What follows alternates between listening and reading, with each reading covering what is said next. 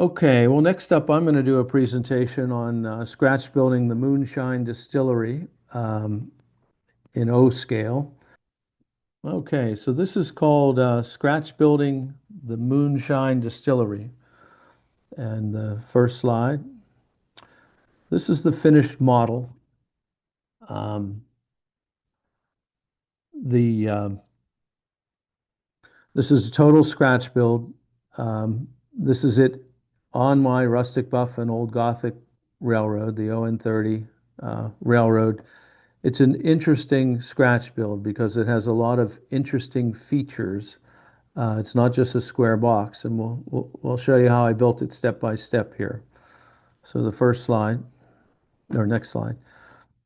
So I always start with a piece of plywood and no plans, just a general idea what I'd like to create. And the first thing I do is using 1/4 inch material, I box out the foundation on the left. And then I veneered it with Monster Works, Larkspur, laser cut brick. So I laid down the 1/4 inch, super glued the 1/4 inch material onto the plywood. Then I veneered the Larkspur material around the perimeter. And then, oh, go back if you would. And then the next foundation, I see that I used balsa wood, which is a rarity for me. I just put in the next section. Go ahead, you can switch. Ne- Now I paint everything black on the inside because I don't plan on detailing anything on the inside. I just out of habit, I paint the perimeter of the plywood black and the interior gray, just something I do. I added the third foundation, which is again Larkspur random dry stacked stone. In this case, I didn't use a 1/4 inch perimeter with this up front there. I just put 45s on this dry cut, dry stack stone. It's a laser cut material from Larkspur. There's a nice close up. And I don't get too concerned with the corners there. I'll file them and fill them. And then in the background, if you go back one slide, go back 2 slides. I veneered, I wanted that pad there to have the appearances of concrete. So that is, I think, O10 or O15 styrene that I've scored to represent concrete, poured concrete slabs, because I want variety here. So there's a variety. There's brick around the perimeter of the first structure. There's a concrete pad that my plans were that the actual still will sit on. And then there's an office building on the right that has that dry stack stone. So we can go ahead a couple slides now. Yeah. So and now here's the walls themselves for the first building. I just sketch everything out with a micro mark square and a ruler, and I mark where my windows go and cut them out simply with the square and the ruler, steel ruler, and then I brace everything with 1/4 inch material. In my world, there's no such thing as excessive bracing. I don't want any warpage, and I want these structures to last millenniums. So next slide. So there I used, this is Mount Albert siding, and I put a bump out in the upper left-hand corner. The easy thing to do when you're scratch building or making a first run building is just to have 4 flat squares. But if you do bump outs and you do, you'll see some other things I do in here. It adds visual interest to the structure. And you'll see I used a vertical uh, siding on the bump out, differentiating from the other uh, material. And also, if you look really up close, if you look at that upper left-hand uh, wall, you'll see that I put in nail holes with a pounce wheel.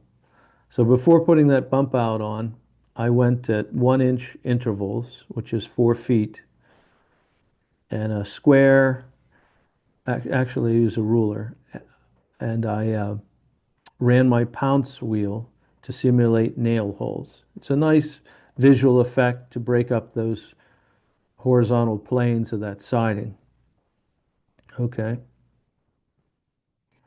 When you do build any scratch building or any building in general, even kits, if you make everything parallel, perpendicular, and square, it certainly goes together easier.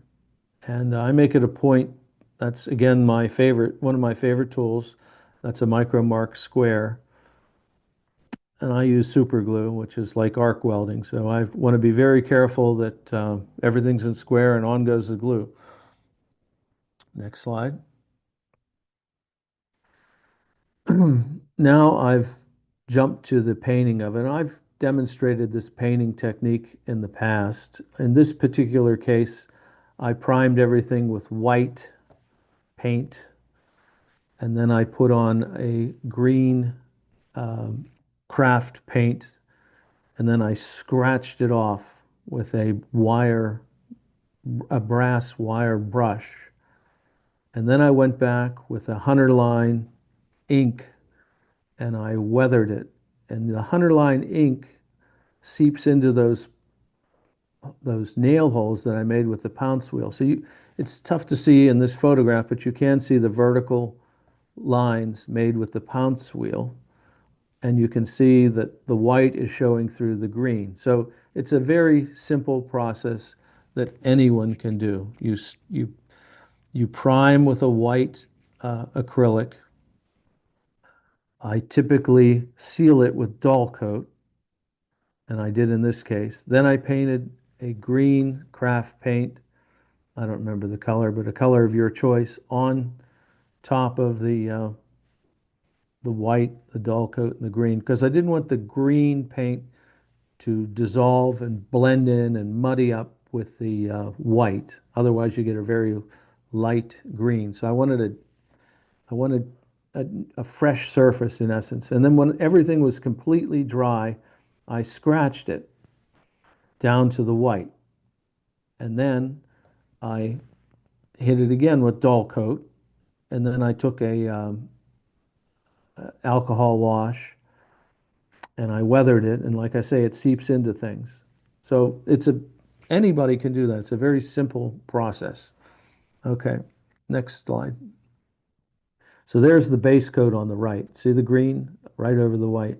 There's the finished on the left, the front wall, and then on the right wall, there's just the base coat green. It's hard to believe, but those are the same, that's the same paint. Okay, next slide. Just more of the same. And we're not too concerned with the corners at this point. Now here is the bump out is primed in white. And then again with the hunter line or an alcohol wash. And now you see I'm putting these dormers on to add visual interest to that roof. So that roof's nothing more than plywood, painted black. Both sides are painted a flat black, a inexpensive craft paint, which is the darkest, flattest black that I have found. Now I've put those dormers on there to add visual interest to the roof. So we go to the next slide. So there you go. Those are just basically little right angle triangles cut out of vertical material. It looks like I used the same material as the bump out. See the marks, everything's evenly spaced. I've got everything weathered below the roof now. Next slide.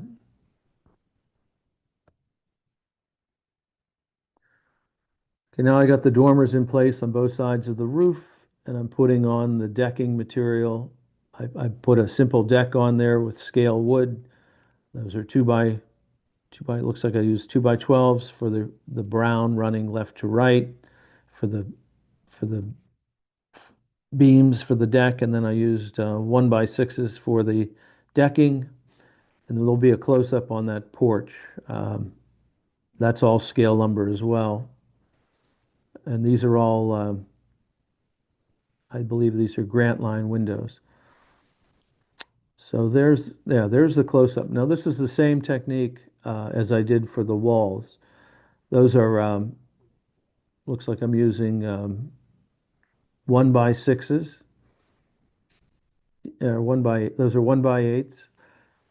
I base coat them white, paint them green, and then with a wire brass brush, I scratch it. Look at that upper right-hand corner. I mean, does that look, I mean, that looks pretty cool to me. That looks like weathered chip paint. And there's absolutely nothing to this process. Anyone out there, beginner, can do this. Base coat white, paint it green, scratch it off, paint it with an alcohol wash, and voila, you're a master modeler too. Now it's really moving along. We've got all this detail going on. This is authentic construction. Those are 4x4 posts, 1x6 runners going across the front of it. On the roof, those look like 2x8s or 2x10s. And it's just a question of patience. There's nothing really magical about this process other than patience. You can see in the upper right-hand corner the pounce wheel. See how it gets that nice detail as if there are nail holes in this? That's a very good shot, relatively, of the nail holes. It's a great effect when you're all done. Next. And now the shingles, these are real cedar shingles. They're glued on one row at a time, starting with the front. Um, you just I use Elmer's glue. I paint the Elmer's glue on the roof. I lay down the layer of shingles. I paint another layer of Elmer's glue, lay down another, on and on and on. And then I stain this with a brown alcohol wash. The windows are simply painted, spray painted with a chalk white Krylon enamel. So I take uh, all these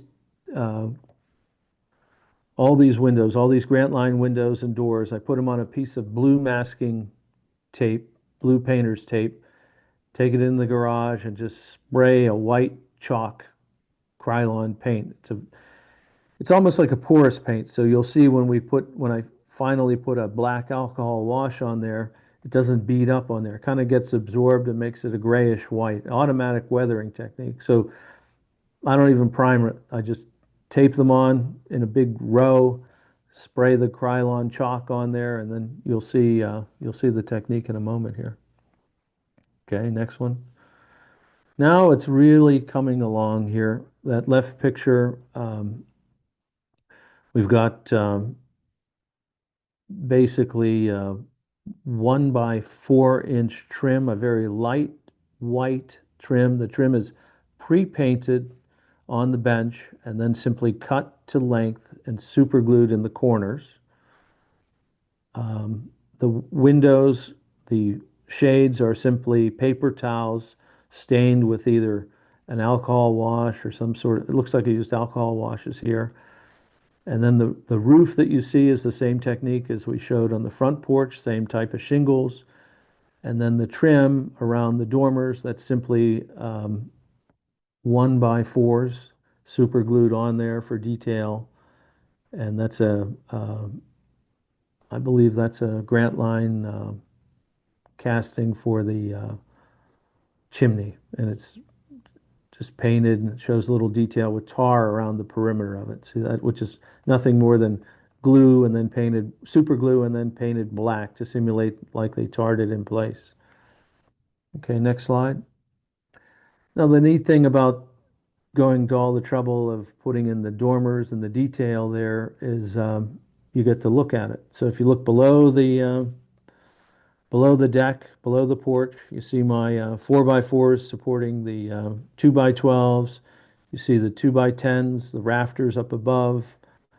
It's just a question of patience. There's no magic here. Okay, next. Now enter fantasy land. I wanted to make a still.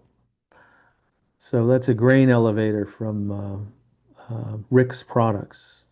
I thought, if I paint it, make it only they make it like 8 or 10 high. If I make it too high, see the two levels there, put a roof on it, put a pipe on it, and go to a barrel, it's good enough, accurate enough that people say, well, there's the still. And it's not too far from the truth because I went online and looked at stills. That's basically what they look like of this size. The wooden barrel, I think I used a shaving can cap from Gillette, and I super glued wood around the perimeter and around the front, and then I stained it. So that was my form.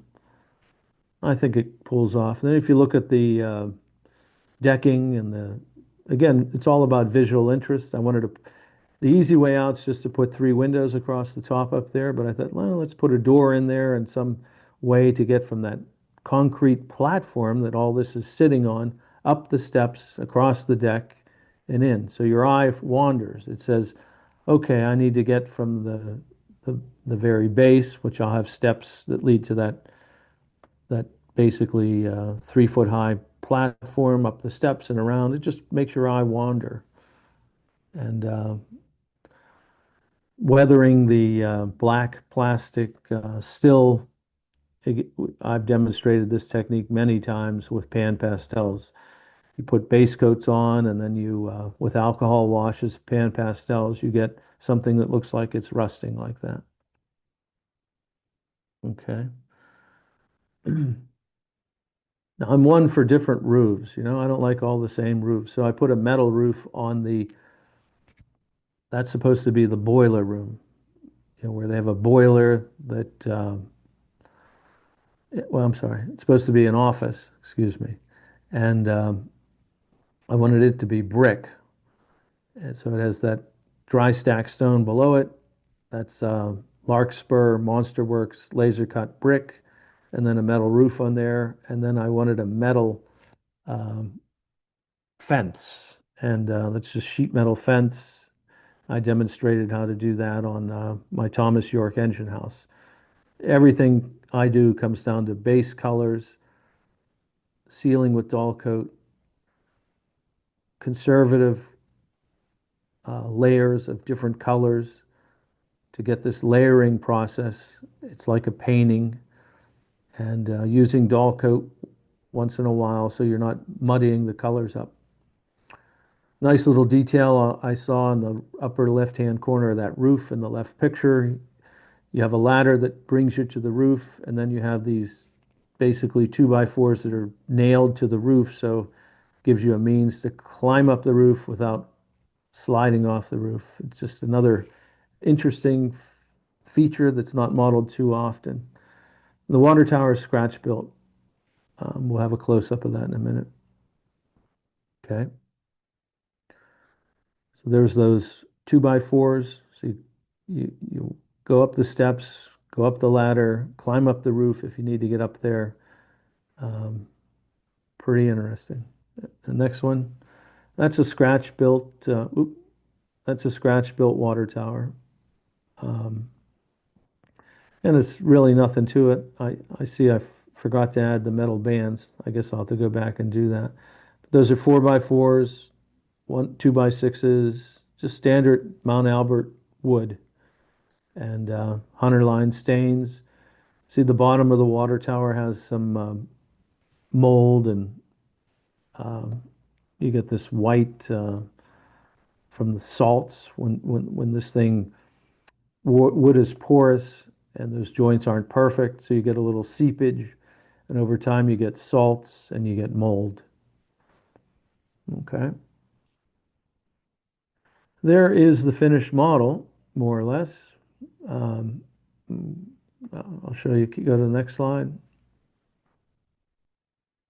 There's looking down at it. This thing is about 13 inches wide, and I can't see my number there because my name's over it, but I think it's about, I can't see how big it is. I don't know, 12 inches roughly deep. Um, But you see all the varieties, see the different roofs. You got a metal roof, you got a shingle roof, you got a different roof on the water tower. The still is, of course, metal. It's all about variety and the trim over the corners of the roof that covers up any gaps or sins in the modeling. Okay, next. Now I'm adding detail. It is a distillery, so you're going to have whiskey barrels. You can see the steps that lead from the base platform up to the elevated platform that leads you to the steps, which leads you to the ladder. Um, there's a pallet there, although somebody pointed out that pallets weren't quite invented in 1930, the year of this model, but hey, it looks right. Got a worker there taking a break. Um, Close up of the stair support. Um, Next slide. There it is on the layout. It has its own spur. Um, that concrete block wall right near the railroad tracks, that is Larkspur Monster Works concrete block. That happens to be the edge of the plywood that I built the structure on. Should I ever move, a gentle prying and up this thing comes. I put the Moonshine sticker on there. Interesting enough, in 1930, they were under prohibition, but that's not slowing me down here. That's why it's called Moonshine Distillery. And we've got people on there, so it looks like actions going on and workers and buzzing with activity. It's a nice scene. Next slide. Little close up.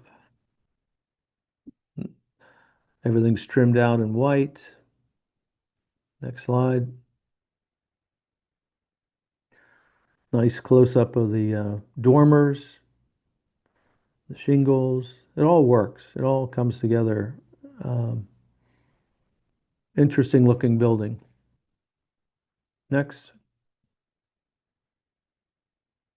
there's a close up of the spur. Next slide. More detail, more pallets, more guys, garbage cans, more stuff. Um, okay, next slide. And I believe that's the last slide, but that's yeah, so that's one of my scratch builds. Hope you like it. Any questions? Yeah, Tom, you mentioned your technique for scratching the second coating of paint.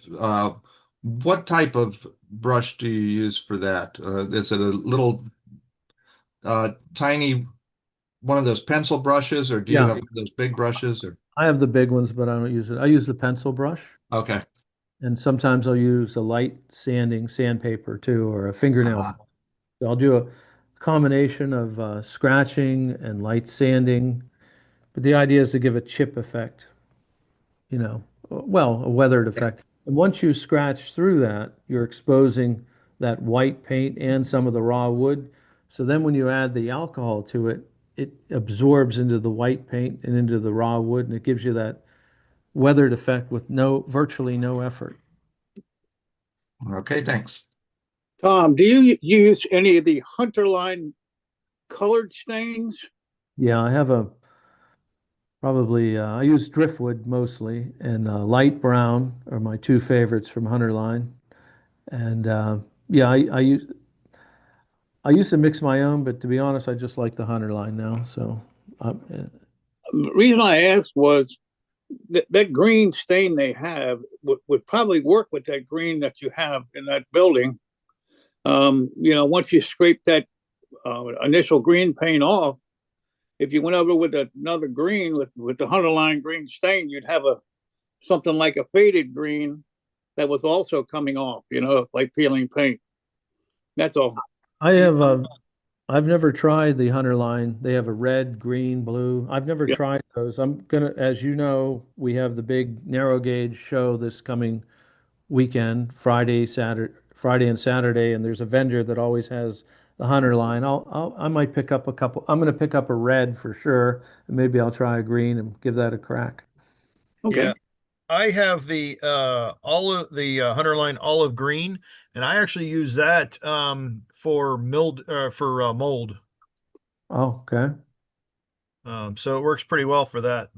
I'll try that. I also have, I think what Tom or what Steve was also talking about is they do have some other colors. I have I think it's a marigold I haven't used yet. And then there's a sky blue that I've used it once or twice. It actually comes out pretty nice, Yeah. but it's more of a paint than a stain. And that's the way they're. I have their shale, and I have their, I think, cement, and they're Yes, more. it's They're that more. way too. They're more like a paint. Yeah, I use cement to weather Oh yeah, to try to make things look like sun bleached. that's a good idea. That's a real good idea. I didn't actually think of that.